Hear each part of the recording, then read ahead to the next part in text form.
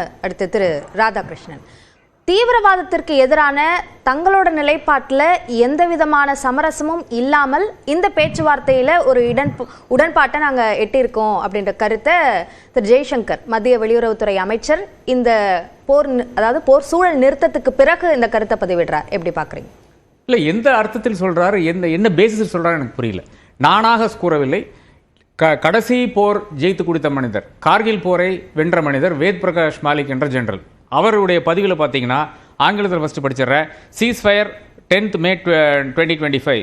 We have left India's future history to ask what politico-strategic advantages, if any, were gained after its kinetic and non-kinetic actions post-Pakistani horrific terror strike in Pahalgam of 22nd April.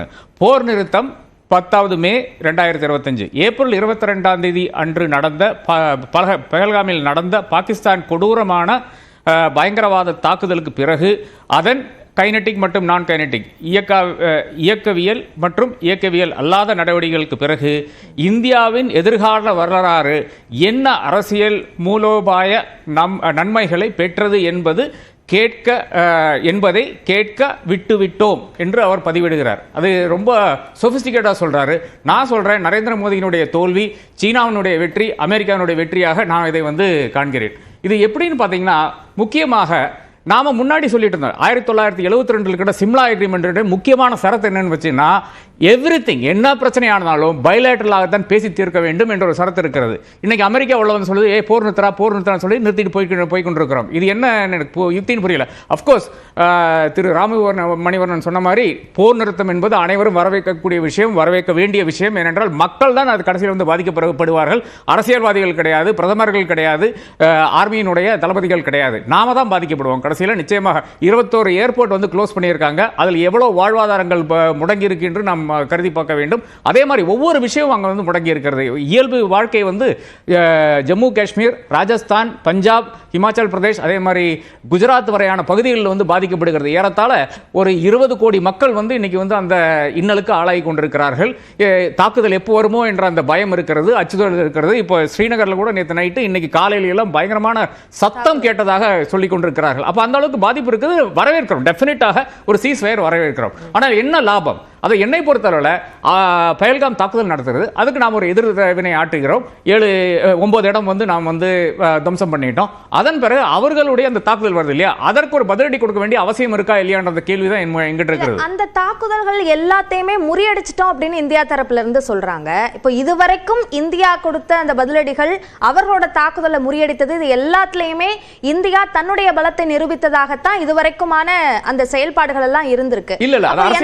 தன்னோட weakness இருந்தது என்ற மாதிரி இந்தியாவோட எந்த செயல்பாடுமே இல்ல. அரசியல்வாதிகள் மட்டும் தான் சொல்றாங்க எல்லா தாக்குதலையும் முடிவெடுத்துட்டாங்க. நேற்று நடந்த பத்திரிகையாளர் சந்திப்பில் மிக தெளிவாக கூறப்பட்டது என்னன்னு பாத்தீங்கன்னா, 400க்கும் மேற்பட்ட ட்ரோன்ஸை அனுப்பினார்கள். Most of them were intercepted தான் சொல்றாங்க, தவிர 400 இன்டர்செப்டடாக சொல்லவில்லை. அதனால தான் பல இடங்களில் அந்த ட்ரோன்கள் இறங்கி இருக்கிறது, மக்கள் மாய்ந்திருக்கிறார்கள் என்பது உண்மை நிலையாக தந்திருக்கிறது.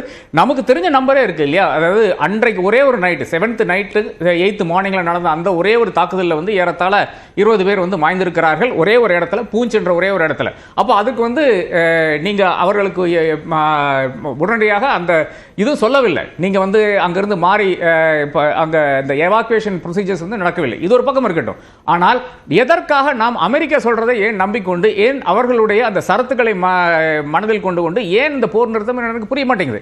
ஏனென்றால் நேற்றைய தினம் தான் $2.3 பில்லியன் வாரி வழங்கி இருக்கிறார்கள். அமெரிக்கா நினைச்சால் அந்த காசை தடுத்திருக்கலாம். அதாவது IMF அந்த பெயில் அவுட் பேக்கேஜில் பாகிஸ்தானுக்கு எதிராகத்தான் நாம் ஸ்டாண்ட் எடுத்துக் கொண்டிருந்தோம். 10 நாளாக இந்த சர்ச்சை போய் கொண்டிருக்கிறது. இந்தியாவில் பல டிஸ்கஷன்கள் நடந்து கொண்டிருக்கிறது, வெளியும் நடந்து கொண்டிருக்கிறது. வெளியுறவுத்துறை அமைச்சர் அனைவரும் டிப்ளமேட்டிக்காக பல பிரஷர் பல இடங்களில் கொடுத்து கொண்டிருக்கிறோம்.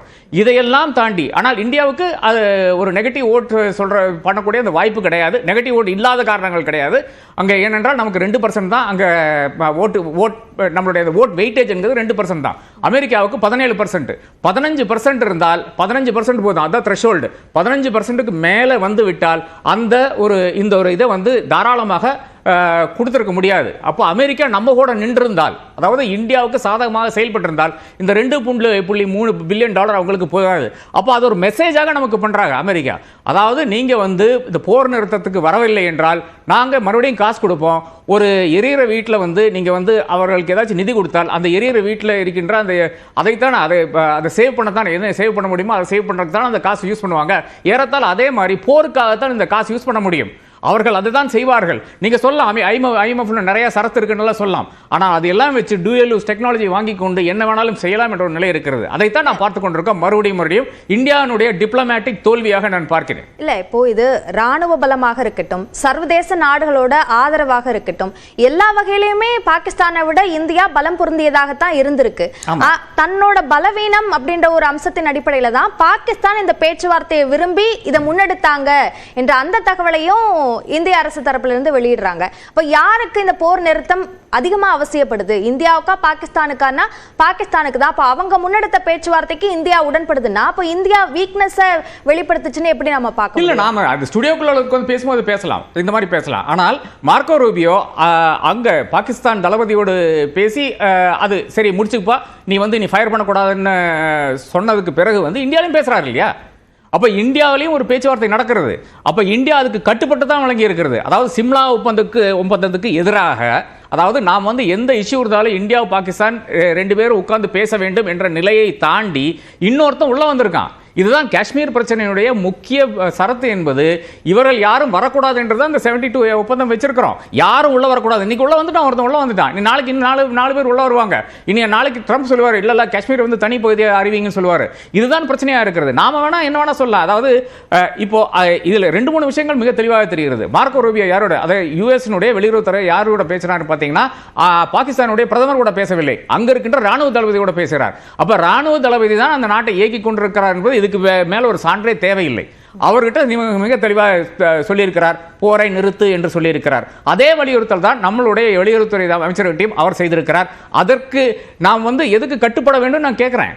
அதாவது நேற்றைய தினம் நீங்க சப்போர்ட் பண்ண கூட இல்லை. நாம ஒரு பெரிய ஒரு டிப்ளமேட்டிக் டிஃபீட் வந்து IMFல பார்த்து சந்தித்துக் கொண்டிருக்கிறோம். நாம வந்து எல்லாத்துக்கிட்டையும் போய் மன்றாடி சொல்றோம், இவருக்கு காசு கொடுக்காதீங்க சொல்றோம்.